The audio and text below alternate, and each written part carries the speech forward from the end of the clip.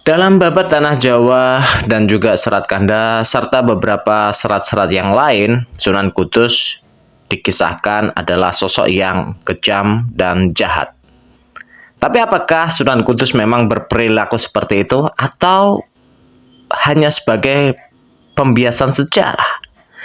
Kita akan kupas tuntas tentang kabar-kabar miring soal Sunan Kudus ini, teman-teman semuanya. Tapi sebelumnya jangan lupa untuk tekan tombol subscribe, like, komen, dan juga nyalakan notifikasinya agar ketika kita mengupload video baru kalian yang pertama tahu.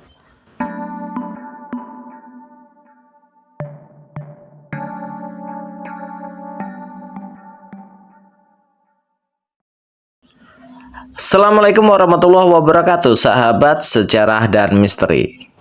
Kali ini kita akan membahas tentang Sunan Kudus, teman-teman semuanya. Ya, di beberapa babat dan serat Sunan Kudus ini diceritakan atau dikisahkan itu sebagai sosok yang jahat ya, kejam gitu. Tapi apakah memang seperti itu? Nah, kita akan membahasnya. Kita akan kupas, betul gak sih apa yang dikatakan oleh Babat Tanah Jawa maupun Serat Kanda dan juga beberapa serat-serat yang lain. Oke, kita akan mengupas dari sisi peran Sunan Kudus di Kesultanan Demak. Ya, dari sisi politis, Sunan Kudus ini adalah seorang senopati menggantikan ayahnya yaitu Sunan Ngudung, kawan-kawan. Sunan Ngudung yang tewas pada saat pertempuran Demak melawan Girindra Wardana di era Majapahit, lalu diteruskan oleh Sunan Kudus. Dan peranan senopati ini tentu saja menjadi frontman ya, orang yang paling di depan untuk menjaga stabilitas kerajaan atau kesultanan. Dari segi politik, Sunan Kudus memang beberapa kali dikisahkan mengeksekusi yang dianggap memberontak lah, Yang pertama itu adalah Ki Ageng Pengging. Ki Ageng Pengging ini adalah anak dari Pangeran Andayaningrat. Pangeran Andayaningrat itu senopati atau patih dari Majapahit di era Girinata yang tewas di tangan Sunan Ngudung, ayah dari Sunan Kudus juga, teman-teman semuanya. Ya, Ki Ageng Pengging ini dieksekusi atas perintah Raden Fatah selaku Sultan karena tidak mau mengakui kekuasaan dan kedaulatan Sultan Demak. Maka dari itu diutuslah Sunan Kudus untuk mengeksekusi Ki Ageng Pengging. Tentu saja dengan dieksekusinya Ki Ageng Pengging ini, rakyat Pengging dan sekitarnya itu tidak terima. Makanya dari itu dia menaruh dendam, menaruh perasaan ya jengkel atau mungkin ya tetap ada unsur dendam kesumat lah kepada Sunan Kudus. Padahal Sunan Kudus ini hanya menjalankan perintah dari Sultan Demak yaitu Raden Fatah. Benar atau tidaknya kisah cerita seperti ini memang tidak ada referensi yang valid dalam mendukung kisah-kisah yang dituturkan dalam Babat Tanah Jawa maupun Serat Kanda. Namun meskipun itu betul, teman-teman semuanya, Sunan Kudus pada saat itu hanya menjalankan titah dan perintah ratu. Lalu orang yang berikutnya yang pernah dieksekusi Sunan Kudus itu dikisahkan adalah Syekh Abdul Jalil atau Syekh Siti Jenar. Ya, Syekh Siti Jenar ini dikisahkan itu dieksekusi juga oleh Sunan Kudus. Walaupun ada banyak persepsi, ada banyak versi juga, teman-teman semuanya. Kalau di versi Babat Tanah Jawa itu Sunan Kudus mengeksekusi Syekh Siti Jenar itu di alun-alun Demak. Tapi kalau versi Cirebon, Sunan Kudus dieksekusi di Masjid Agung Cirebon. Ada banyak versi dan ini merupakan sebuah konflik keagamaan, konflik rohani yang pada saat itu ajaran Syekh Siti Jenar yang diklaim sebagai Islam abangan ini mampu mendominasi pemeluk Islam yang ada di tanah Jawa, terutama di daerah Jawa pedalaman. Nah, dari konflik antara Islam abangan dan Islam Puritan ini pun akhirnya menelurkan atau menghasilkan keputusan mengeksekusi Syekh Siti Jenar sebagai penggagas atau guru Islam abangan yang banyak dianut oleh orang-orang Islam di pedalaman. Untuk diketahui juga bahwa Ki Ageng Pengking atau Ki Kebo Kenonge ini adalah salah satu murid kesayangan dari Syekh Siti Jenar. Jadi pertempuran di sini bukan hanya pertempuran masalah politik, tapi juga masalah keagamaan. Itu teman-teman untuk masalah kiprah dari Sunan Kudus ketika menjadi Senopati. Lalu ketika di era Sultan Trenggono atau di sebelum Sultan Trenggono ya, sebelum Sultan Trenggono masih dipegang Adipati Unus, terjadi perebutan kekuasaan antara Sultan Trenggono atau belum jadi Sultan sih, belum jadi Sultan, yaitu Pangeran Trenggono dengan Raden Kikin. Nah di sini permasalahannya adalah keris setan kober. Keris setan kober ini pun milik dari Sunan Kudus. Kisahnya seperti itu. Lalu digunakan untuk membunuh Raden Kikin. Ya, dikabarkan atau dikisahkan bahwa Raden Mukmin itu mencuri setan kober dari Sunan Kudus lalu digunakan untuk membunuh Raden Kikin.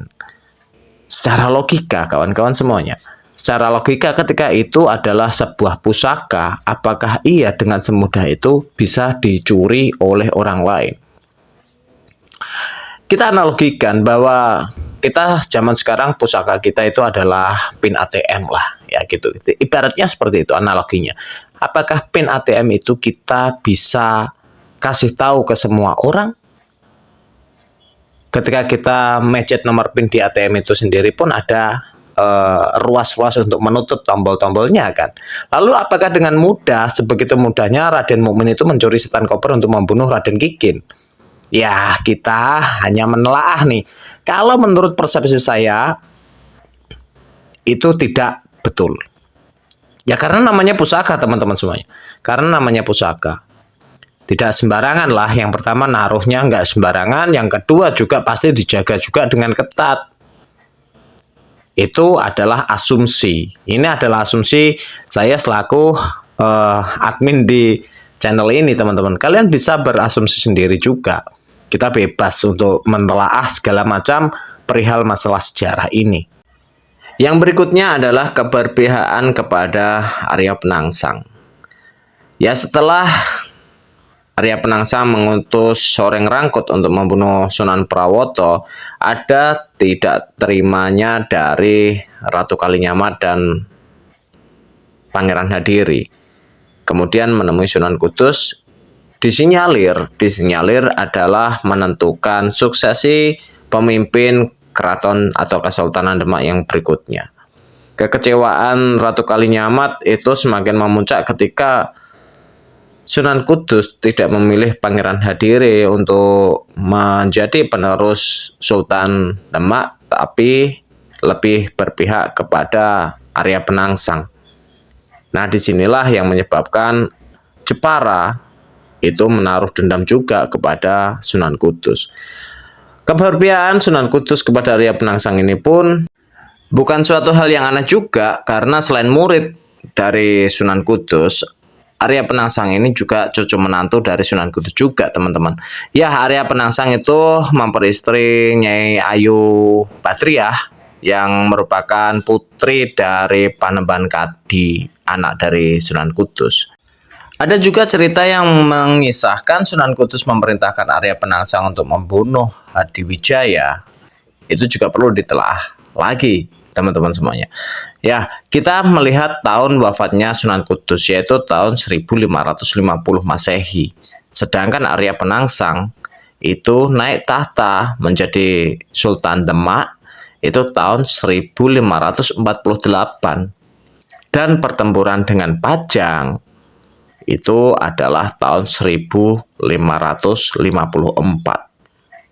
Nah, dari sini kita bisa melihat bahwa perintah-perintah atau cerita-cerita yang mengisahkan Sunan Kudus memerintahkan Arya Penangsang untuk membunuh Sultan Pajang atau Hadiwijaya itu pun bisa kita mentahkan di sini. Selisih 4 tahun setelah Sunan Kudus wafat, baru terjadi pertempuran antara Pajang melawan Jipang.